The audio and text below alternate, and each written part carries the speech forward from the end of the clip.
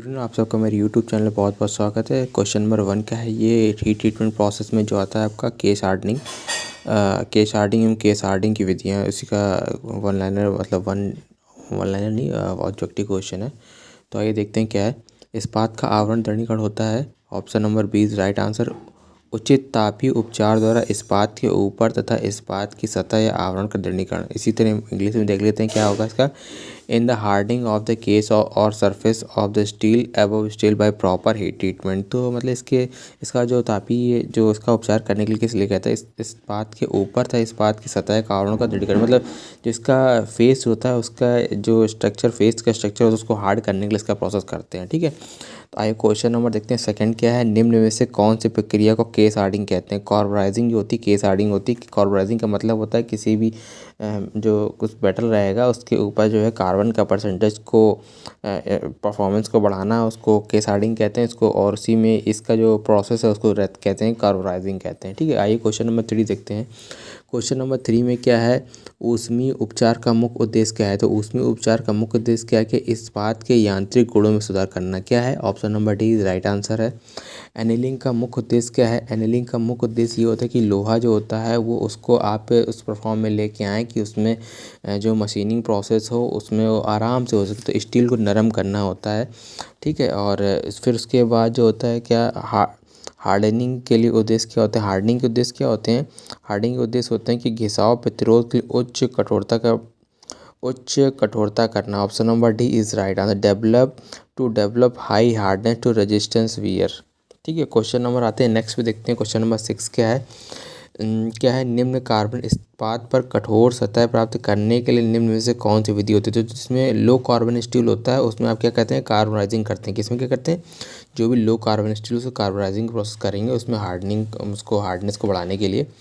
और कार्य की वजह से उत्पन्न आंतरिक दोष या तनाव को दूर करने की प्रक्रिया को निम्नलिखित में से किस शब्द द्वारा व्यक्त किया जाता है, नॉर्मलाइजिंग के द्वारा। कि तो आप देख सकते हैं क्या बोला गया कि कार्य की वजह से उत्पन्न आंतरिक दोष या तनाव को दूर करने की प्रक्रिया को निम्नलिखित में से शब्द द्वारा व्यक्त किया जाता है, नॉर्मलाइजिंग। अब ये सब नॉर्मलाइजिंग क्या होता है, कार्बोनाइजिंग क्या होता है, ये एक अगली वीडियो में बताऊँगा। इस वीडियो में सिर्फ अभी इसके इंपॉर्टेंट क्वेश्चन करवा रहा हूँ। और आइए क्वेश्चन नंबर 8 में आते हैं, जिसमें मैंने गोला रखा है, इंपॉर्टेंट क्वेश्चन है। धातु को काटते समय अचानक लोड को प्रतिरोध करने की सामग्री के गुण को डैश कहते हैं, क्या कहते हैं, टफनेस कहते हैं। ठीक है, इसी तरह आइए क्वेश्चन नंबर 7 में आ जाते हैं, क्वेश्चन नंबर 9 में आ जाते हैं। केस हार्डिंग पर की जाती है। तो केस हार्डिंग किस पे की जाती है, मृदु माइल्ड स्टील पे की जाती है। आपने पहले बताया कि केस हार्डिंग किस पे कहती है, केस हार्डिंग करी जाती है लो कार्बन स्टील पे किया जाता है। क्वेश्चन नंबर 10 पे आते हैं। कठोरीकरण प्रक्रिया के दौरान ड्यूक्टेटाइट स्टील को उच्च क्रांतिक ताप के ऊपर 30 degree Celsius to 50 degree Celsius तक गर्म किया जाता है तथा फिर ठंडा किया जाता है। किसमें कितने उचित माध्यम में अचानक ठंडा करके। Option B is right answer है आपका। और फिर इसके बाद आते हैं क्वेश्चन नंबर आपका क्या है, क्वेश्चन नंबर आपका है 12 देखते हैं। केस हार्डिंग एक विधि है जिसमें धातु की बाहरी सतह हार्ड होती है माइल्ड स्टील में। तो केस हार्डिंग में आपको मैंने पहले तो केस हार्डिंग किया जिसमें कार्बन जो मेटल रहता है उसके ऊपरी सरफेस पर कार्बन का परसेंटेज इंक्रीज किया जाता है, उसको केस हार्डिंग कहते हैं। ठीक है, उसकी तरह आप आ जाते हैं क्वेश्चन नंबर 13 के, निम्न में से कौन सा पदार्थ कार्बोनाइजिंग के लिए प्रयोग नहीं किया जाता। Sodium is option number A, sodium जो होता है कार्बोनाइजिंग के लिए प्रयोग नहीं किया जाता है।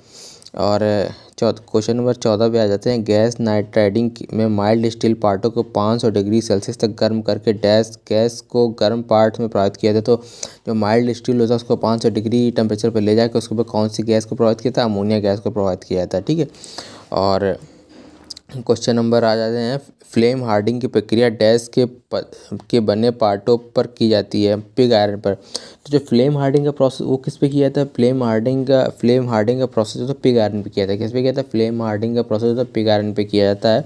फिर वहीं आ जाते हैं क्वेश्चन नंबर आपका 16 है। इंडक्शन हार्डिंग में प्रयुक्त इंडक्शन कॉयल निम्नलिखित में से किस धातु को नहीं। जो इंडक्शन मतलब इंडक्शन हार्डिंग में क्या होता है कि मेटल बीच में होता है, उसके चारों तरफ कॉयल लगी होती है, जैसे कि आप इसमें देख सकते हैं यहाँ पर है।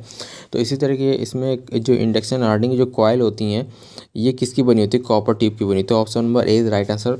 कॉपर टिप की बनी होती हैं। उसी तरह आएंगे 17 नंबर क्वेश्चन, इंडक्शन हार्डिंग धातुओं के पार्ट्स के लिए उपयुक्त होता है। इंडक्शन हार्डिंग किसके लिए उपयुक्त होता है, जिसका कार्बन परसेंटेज कितना होता है 0.3% से 0.7 कार्बन स्टील होता है। ठीक है। सेकेंडरी हार्डिंग में स्टील की टफनेस बढ़ती है। इस विधि का दूसरा नाम क्या है, ये क्वेश्चन नंबर 18 है। क्या है, सेकेंडरी हार्डिंग में स्टील की टफनेस बढ़ती है। इस विधि का दूसरा नाम क्या है, टेम्परिंग है। टेम्परिंग है। तो और अगर आपको वीडियो अच्छा लग रहा हो तो प्लीज़ चैनल को लाइक सब्सक्राइब करना बिल्कुल ही ना भूलें।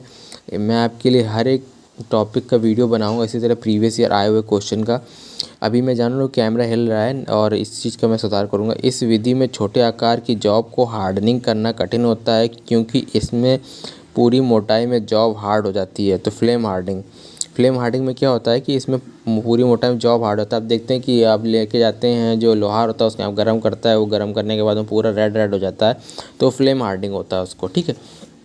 इसी तरह आप और फ्लेम हार्डिंग जो होता है ये भी आप देख सकते हैं। फ्लेम हार्डिंग क्या है कि इसे चारों तरफ बर्नर वाटर, मतलब यहाँ पे बर्नर लगा हुआ है, यहाँ पे वाटर फ्लो हो रहा है, इसको गर्म भी कर रहा है ठंडा भी कर रहा है। तो फ्लेम हार्डिंग आप देख ले सकते हैं यहाँ पे, जैसे पिक्चोरियल फॉर्म में दिया हुआ है।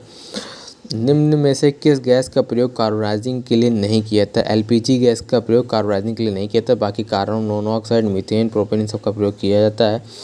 और आप यहाँ पे देख रहे हैं कि नाइट्राइडिंग विधि में NH3 गैस हो जाती है जब तापमान 500 डिग्री सेल्सियस से 560 होता है। ये हमने प्रीवियस क्वेश्चन में पढ़ा हुआ था। क्वेश्चन नंबर जो आपका था उसमें देख सकते हैं किस क्वेश्चन में पढ़ा हुआ था, लेकिन हमने भी करवाया था कि नाइट्राइडिंग विधि में जो अमोनिया गैस होती है वो 500 डिग्री सेल्सियस पर फ्लो करी जाती है।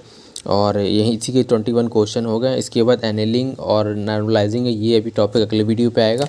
तो इसके जो इंपॉर्टेंट 21 क्वेश्चन हो गए हैं। अगर आपको वीडियो अच्छा लगा हो तो प्लीज़ चैनल को लाइक सब्सक्राइब करना बिल्कुल ना भूलें, आपसे निवेदन है। इसी तरह मैं वीडियो आपके लिए अपलोड करूँगा और जो आपके एग्ज़ाम के लिए बहुत ही वैल्यूबल और आपके लिए बहुत ही अच्छा रहेगा एग्ज़ाम के लिए। All the best for all government exam. Thank you for watching this video.